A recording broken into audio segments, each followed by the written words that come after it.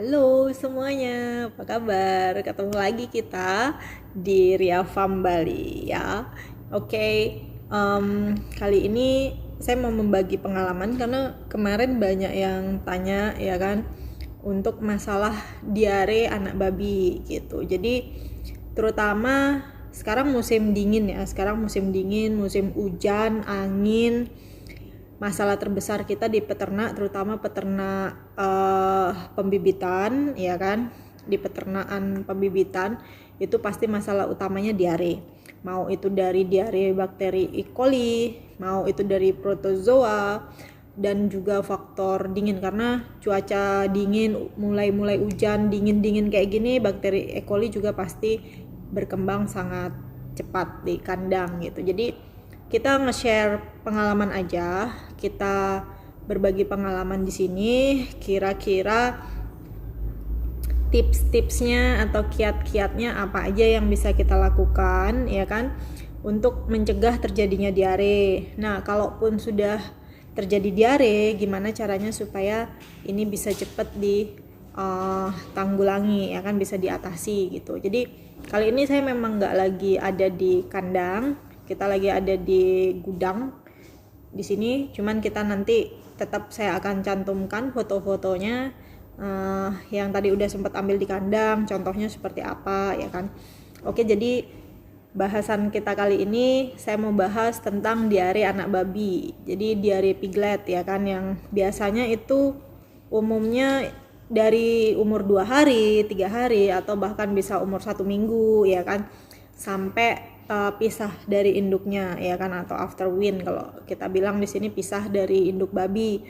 Nah, tentunya yang pertama, selain kalian harus punya kualitas induk susu babi, kualitas susu babi ya kan, kualitas susu dari induk babi itu yang bagus terutama. Nah, gimana cara buat kualitas susu induk babi ini bagus? Ya tentunya pasti dari pakan yang baik. Jadi semuanya berawal dari manajemen pakan atau kesehatan induk babinya dulu. Nah, nanti baru kita bisa cek kenapa pigletnya bisa sampai diare, karena ini kalau untuk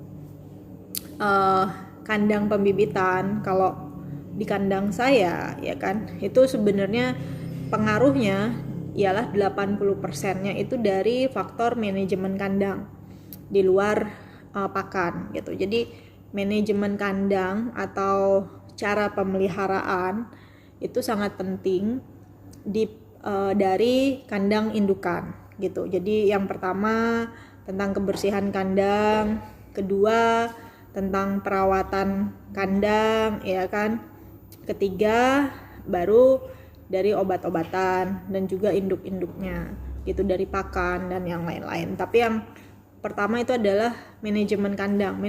Manajemen kandang itu kan mencangkup kebersihan kandangnya gimana, terus sterilisasinya seperti apa, sanitasinya bagaimana. Nah, itu sangat penting dan wajib telaten. Jadi kalau untuk kandang indukan itu telaten, teliti, dan itu harus sering-sering dicek. Jadi benar-benar harus benar-benar telaten gitu loh. Jadi itu faktor utama, dan juga gimana keep supaya hewan ternak kita ini merasa nyaman. Itu hal yang nomor 1 kalau buat saya di kandang. Bagaimana supaya induk babi, anak babi itu merasa nyaman, gak stres di kandang. Terus setelah itu, kalau sudah baru nanti ke faktor makan. Kalau itu sudah stres, tingkat stresnya tinggi, itu berbagai macam penyakit pasti akan bermunculan di kandang. Jadi kandang kita tuh memang harus tenang, terus dilihat induknya dibuat senyaman mungkin ada di kandang ya kan, dari suhunya, temperaturnya, udah gitu cara menyemprot, itu juga cara memandikan babi. Kalau di kandang saya pribadi itu ada tekniknya, ada aturannya, jadi nggak main asal semprot semua gitu, enggak. Jadi karena kita pakai pompanya itu juga yang jet ya, yang bertekanan tinggi, itu kita buat pada saat menyemprot air ke badan induk babi, terutama yang bunting, itu ada tekniknya, jadi supaya merasa seperti dimasas, dipijat gitu kan, jadi dia nyaman. Jadi nggak main asal langsung semprot kemana-mana, perutnya lagi bunting gitu kita semprot, enggak, karena akan merasa sakit. Kalau udah seperti itu tanpa kontrol apa segala macam, pasti induk babinya akan stres. Kalau udah stres bisa berpengaruh pada keguguran, bisa pengaruh pada sakit, pengaruh nggak mau makan juga iya gitu. Jadi buat saya sebagus apapun pakannya, kalau kita nggak bisa jaga ternak kita itu tetap ngerasa nyaman di kandang, itu akan percuma. Nah, jadi yang pertama adalah hal di manajemen kandang, utamanya untuk kandang indukan atau pembibitan ya, karena itu kan induk bunting, mau beranak, itu pasti tingkat stresnya tinggi. Di luar kita memang harus menyiapkan pakan yang juga baik. Nah, perlu dicatat, semakin bagus genetik yang kita gunakan di dalam kandang, itu istilahnya apa ya, akan lebih rawan terkena penyakit gitu. Jadi kita memang semakin bagus babi yang kita miliki, kita harus siap dengan pakan dan obat-obatan dan juga fasilitas kandang. Of course tentunya kalau untuk urusan diare seperti ini ya kan, kalau kita dibandingkan dengan peternakan besar atau perusahaan-perusahaan besar yang memang dari company atau perusahaan yang memang banyak duitnya, ya otomatis kita pasti kalah ya kan, karena kan yang pertama mereka dilengkapi dengan fasilitas yang cukup bagus dan tentunya cukup mahal, obat-obatan juga.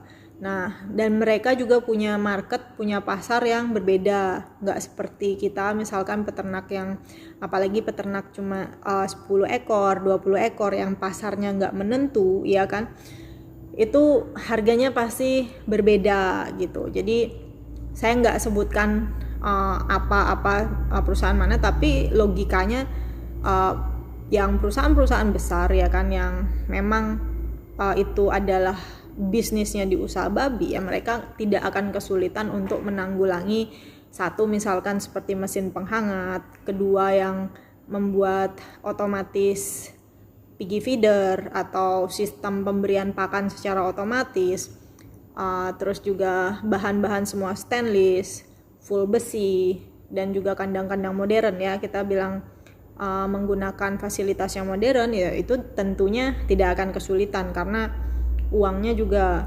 lumayan. Tapi untuk kita peternak yang menengah ke bawah itu pasti akan berpikir bagaimana caranya meminimalisir ya kan, misalkan beli lampu yang LED gitu kan, itu budget untuk beli lampu aja sudah berapa ya, kalau cuman 1-2 kandang itu nggak masalah, tapi kalau sampai 50 kandang induk atau 40 indukan gitu yang beranak semuanya, ya lumayan, kita investasinya di situ lumayan.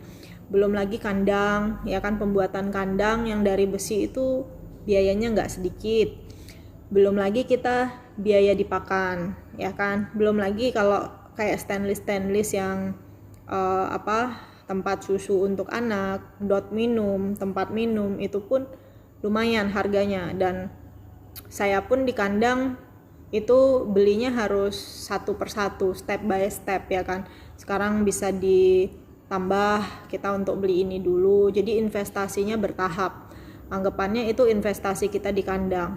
Nah, dan untuk kalian yang mungkin mengawali ternak indukan, itu sepengalaman saya di kandang memang nggak mudah. Itu menghabiskan waktu awal-awal itu 2 tahun. Pertama itu baru bisa sedikit stabil, apalagi kalau semua dimulai dari induk baru. Misalkan contoh, kita baru membuka kandang indukan, kita masukkan 50 ekor induk baru ya kan, induk yang belum pernah kawin, jadi semuanya masih baru. Nah, itu nggak semua induknya bisa langsung berproduksi dengan baik. Ada yang gangguan birahi, ada yang rusak pasca lahiran pertama yang kita bilang sindrom pariti 1 seperti itu. Ada yang setelah beranak itu puting susunya rusak, ada yang gagal body, macam-macam. Ada yang tiba-tiba penyakitnya baru keluar, ya kan, seperti ada yang virus segala macam karena terbawa dari kandang yang lama gitu. Jadi memang kalau untuk di kandang induk yang mau berinvestasi di indukan itu modalnya nggak sedikit. Belum lagi kita harus invest pakan selama satu tahun full. Anggap itu dari indukan baru masuk bunting aja udah 4 bulan, belum lagi nanti menyusui selama 3 bulan, menyusui selama 30 hari, ya kan, 1 hari itu aja sudah 5 bulan, jadi 6 bulan itu kita invest di pakan. Belum lagi ya kalau dari indukannya kecil ya hampir 1 tahun, 1 tahun setengah, 1 tahun 1 bulan, ya kan. Belum lagi kalau birahinya nanti nggak tentu ya, kalau semua lancar-lancar aja ya nggak masalah. Nah, ini yang kita bilang untuk peternakan pribadi ya, atau perorangan. Itu tantangan terbesar kalian untuk di peternakan indukan itu seperti itu. Nah, belum lagi kalian belum paham tentang misalkan induk birahi itu kapan, ada lagi birahi tenang, ya kan. Birahi tenang itu birahi yang nggak kentara, jadi tidak menunjukkan tanda-tanda birahi, tetapi induk itu mau kawin. Nah, kalau kandang-kandang besar yang misalkan dia ternaknya ribuan, ya kan, apalagi yang memang company, disupport dengan company, dan juga memiliki ahli nutrisi, terus memiliki para dokter hewan di sana, terus juga memiliki yang khusus bagian pengawasan kandang, yaitu enggak masalah karena mereka expert di bidangnya dan dibayar mahal untuk pekerjaan mereka. Nah, tapi yang akan menjadi masalah itu adalah seperti kita peternak mandiri, ya kan, yang memang harus belajar secara mandiri, itu belajar dari pengalaman juga, ya kan. Nah, itu memang perlu tenaga lebih gitu, dan juga dengan modal terbatas itu mesti benar-benar diperhitungkan. Dan untuk di peternakan babi, walaupun nanti kita mau bahas tentang diare ini ya, diare anak babi ya, kita bahas sedikit tentang beberapa pertanyaan teman-teman juga yang tadi seperti saya bilang. Untuk di peternakan indukan khususnya memang gak mudah. Selain yang pertama tantangannya itu adalah mengetahui indukan itu birahi, karena banyak sekali dari WhatsApp, dari komen di FB, atau teman-teman sharing di WA, beberapa pertanyaan selalu masalahnya itu. Misalkan induk babinya birahi terus tapi nggak jadi-jadi, kawin nggak berhasil, atau keluar keputihan, ya kan. Terus setelah beranak yang pertama, terus beranak yang kedua nggak birahi segala macem ya. Itu memang tantangan yang harus dihadapi oleh peternak babi, utamanya peternak babi indukan. Belum lagi kita dihadapi nanti dengan yang namanya diare, belum lagi nanti virus, belum lagi nanti harus biri ternak, belum lagi nanti yang seperti penyakit parasit, belum lagi penyakit alergi, belum lagi penyakit sesak napas. Nah, itu banyak. Jadi kalau memang kalian ingin mengarah ke peternak pembibitan, itu tidak segampang nanti kawin, habis itu punya anak, pelihara, selesai pisah, jual. Enggak segampang itu.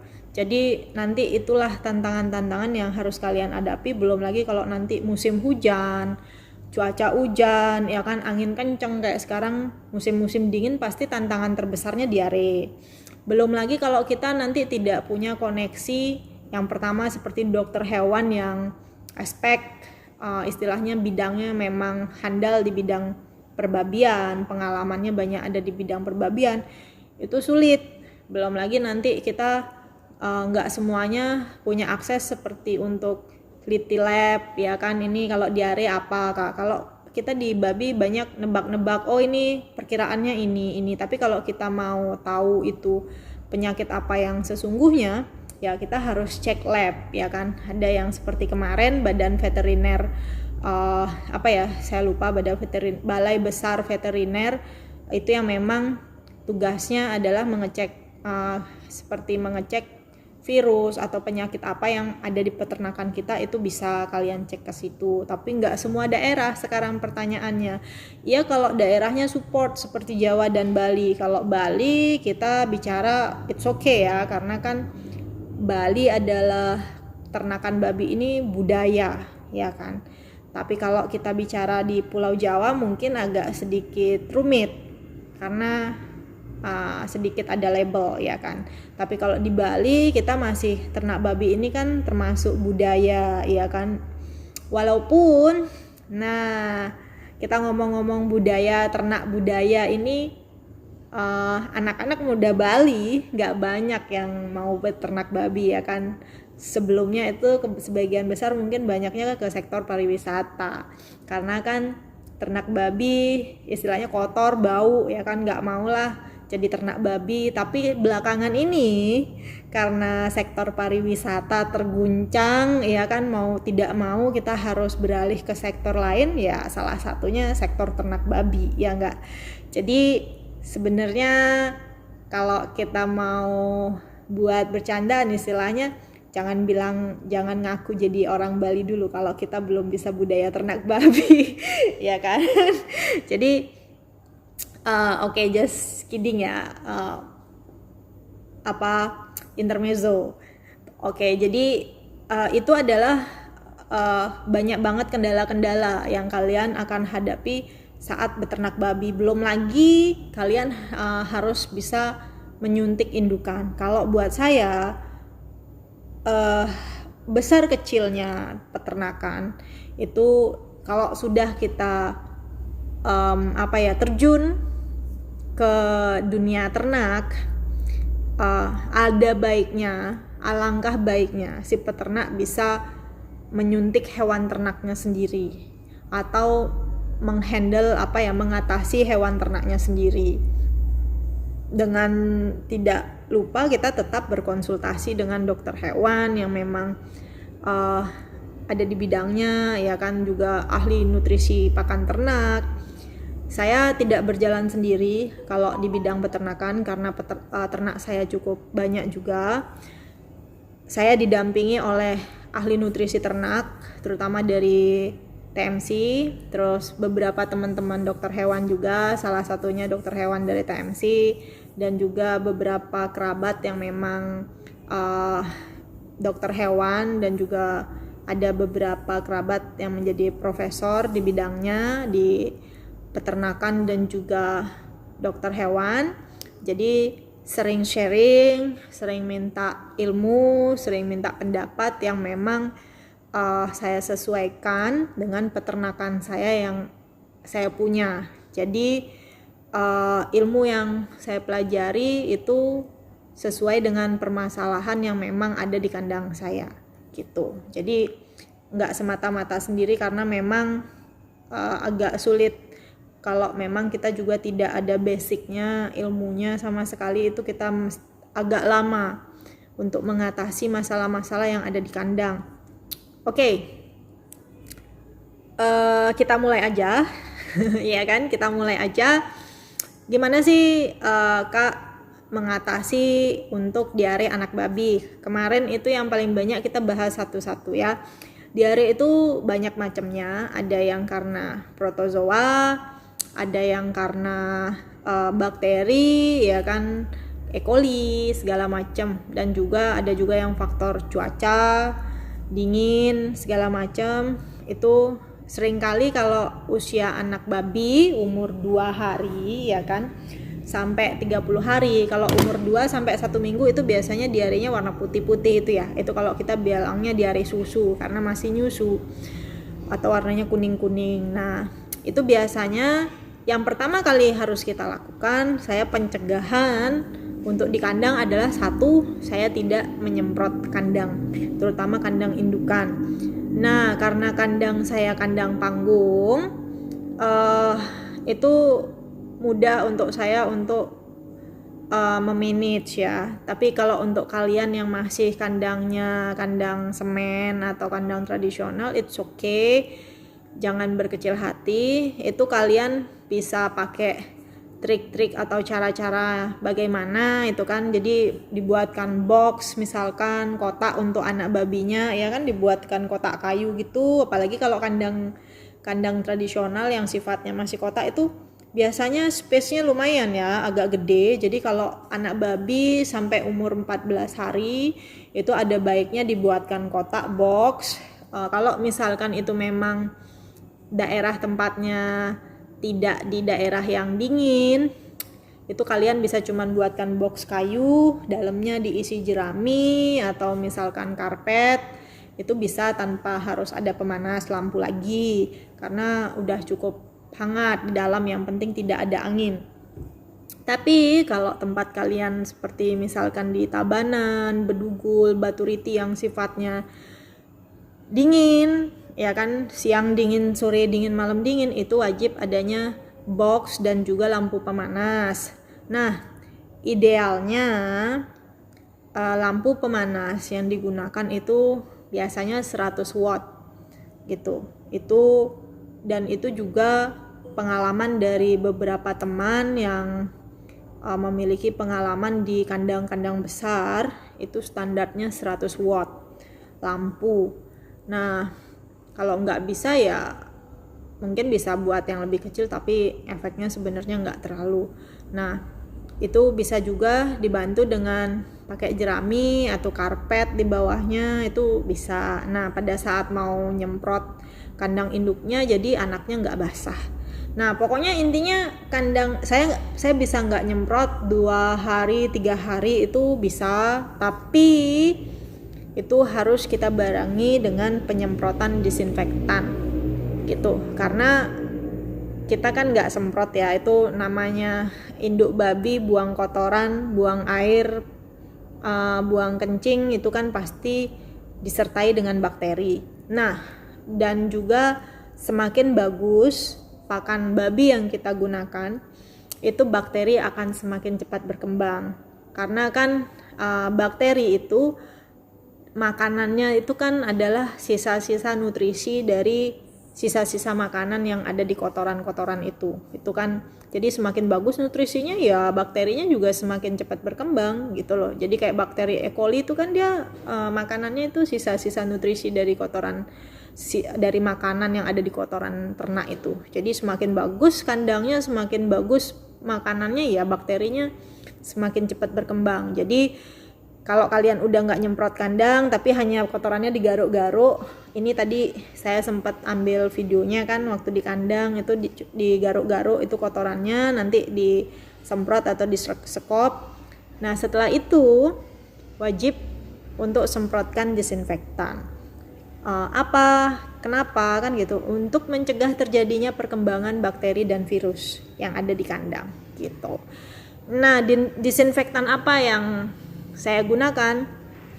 Boleh nanti di chat di nomor telepon yang ada di depan, kadang ada admin saya yang jawab atau bisa saya langsung. Jadi nanti kalau misalkan admin saya nggak ngerti, nanti biasanya saya yang jawab langsung, bisa kalian konsultasikan ke sana. Nah, untuk obat diare biasanya kita banyak ya kandungannya, biasanya kita menyuntikkan antibiotik. Itu dosisnya tergantung dari besar anak babi. Kalau untuk kucit, untuk anak babi umur 2 hari 3 hari biasanya kita pakai antibiotik yang bukan amoksisilin tapi masih di bawah amoksilin ya kan. Jadi antibiotik yang lebih ringan untuk mengobati diare. Ada beberapa teman sudah saya info pakai obatnya, dan cara penggunaan obat itu juga tergantung dari masing-masing jenis obat yang kalian gunakan. Efek masing-masing obat itu juga bisa berbeda-beda ya kan.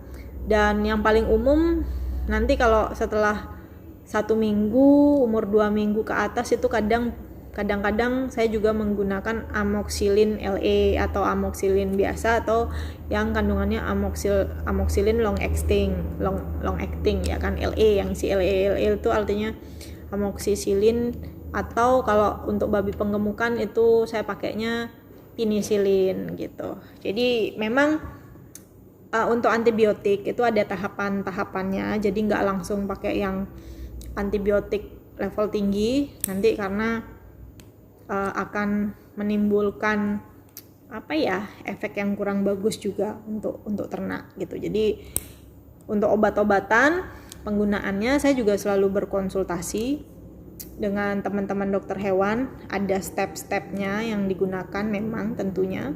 Oke. Dan jadi itu langkah pertama, kandang harus bersih. Kedua, anak babi harus tetap posisinya hangat dengan cara yang tadi itu. Misalkan dibuatin kotak box atau dikasih lampu. Kalau lampu biasanya itu aturannya 100 watt. Itu bisa, terus disuntikkan antibiotik, dan juga pencegahannya kalau belum mencret, angin-angin kenceng, itu kalian bisa suntikkan vitamin B kompleks atau vitamin ADE untuk mencegah diare. Tapi kalau sudah diare, kita suntikkan antibiotik, atau juga ada yang pengobatannya dengan obat cekok. Itu umurnya biasanya di umur 3 atau 4 hari kita pakai obat cekok yang kandungannya Tultrazuril. Untuk obat cekok yang bagus itu memang Baikok, saya pernah pakai, itu cuman harganya wow banget. Dan ada beberapa juga yang kandungannya Tultrazuril sama 50 gram gitu, itu bagus juga. Kalau mau tanya nanti boleh di WA ya kan, obatnya apa. Untuk Tultazuril itu untuk penanganan protozoa atau coccidia kalau kita bilang. Tapi kalau untuk kandang saya itu memang wajib anak babi yang baru lahir pada saat umur 3 sampai 4 hari itu kita lakukan pengobatan cekok, yaitu anti coccidia gitu. Jadi protozoa, nama kandungan obatnya namanya Tultazuril gitu. Nah, selain itu jadi gini, seringkali banyak juga yang bilang, "Kak, obatnya apa? Babi saya diare." Jadi selain obat, manajemen kandang itu sangat penting. Kalau kalian suntik obat, walaupun sudah suntik obat berkali-kali, tapi kandang kalian tetap basah, lembab, dingin, angin, anak babinya itu sering kena air, segala macam, itu percuma, pasti akan tetap diare gitu. Jadi kembali lagi ke tadi, langkah yang biasa kita ambil, misalkan ya sekarang hujan nih berturut-turut selama 3 hari, cuaca dingin, lembab, itu induk babinya nggak usah dimandiin, walaupun kotor itu bisa dilap-lap, mungkin bagian puting susunya dikasihin air betadin ya kan. Kalau yang punya ternak 1-2 ekor itu pakai waslap, itu bagian puting susunya dilap dengan air yang udah diisi betadin, karena betadin itu aman ya kan, tapi juga bisa membunuh bakteri atau kuman-kuman penyakit ya kan. Tapi kalau kita pakai untuk disinfektan, takutnya nanti kan itu untuk pigletnya nyusu. Jadi kita pakai yang aman, itu bisa kalian pakai cairan betadin, kasih air dingin, kasih betadin, kalian lap, basuh bagian puting susu induk, sekalian dipijet-pijet gitu puting susunya supaya kotorannya keluar. Nah, setelah sudah bersih, boleh pigletnya dikasih nyusu gitu. Jadi aman. Jadi kalau ada bakteri apa segala macam, bisa kalian gunakan cara-cara itu. Jadi memang harus inovatif ya, dan juga kreatif juga, cara-caranya gimana, cari cara, pokoknya itu anak babi harus selalu kondisinya hangat, kering, gak basah. Nah, itu penting. Setelah itu baru kita bicara tentang obat, gimana pengobatannya gitu loh. Jadi tidak semata-mata obat, karena obat juga adalah biaya ya untuk kita peternak. Jadi itu yang tadi saya bilang, manajemen kandang nomor 1. Kalau anginnya kencang banget, seperti saya kemarin, saya harus pasang paranet keliling, jadi seperti kelambu di kandang, karena agak susah kalau saya bikin kandang babi close house, lumayan biayanya gede ya kan, belum lagi dengan situasi seperti ini, biaya itu termasuk beban terberat di peternak. Di luar lagi kita biaya pakan terbesar itu biaya pakan itu kan terbesar ya kalau untuk peternak, belum lagi kita untuk biaya investasi yang seperti itu. Jadi kita pasang paranet keliling kemarin, kalau misalkan anginnya kenceng banget itu kita bisa pasang sampai double paranet supaya untuk bener-bener anginnya itu nggak sampai masuk. Ini kalau kita pasang terpal kadang itu pengap. Kalau misalkan kandangnya pendek-pendek atau apa, kadang sirkulasi udara di dalam kandang itu agak sesek, takutnya amoniaknya nanti tinggi kalau ada babi penggemukannya di dalam. Jadi saya lebih expert ke pemasangan double paranet gitu. Jadi untuk tetap sirkulasi udaranya bagus, nyamuknya juga jadi nggak terlalu banyak, dan juga tadi makanya atap, kalau pernah ada yang nonton video saya yang sebelumnya itu atapnya tingkat 2 gitu. Jadi untuk obat-obatan itu ada banyak versi obat-obatan yang sifatnya antibiotik. Kalau saya sendiri biasanya pakai yang kandungannya apa ya, saya pakai Intertrim untuk anak babi. Kalau ada yang nggak tahu boleh WA nanti. Itu biasanya kita suntikan. Biasanya setelah itu kita akan tunggu 1 hari 2 hari dibarengi tadi ya kan. Setelah kita suntikan antibiotik itu tetap anak babi nggak boleh basah, terus nggak kena air dulu, induk susunya bener-bener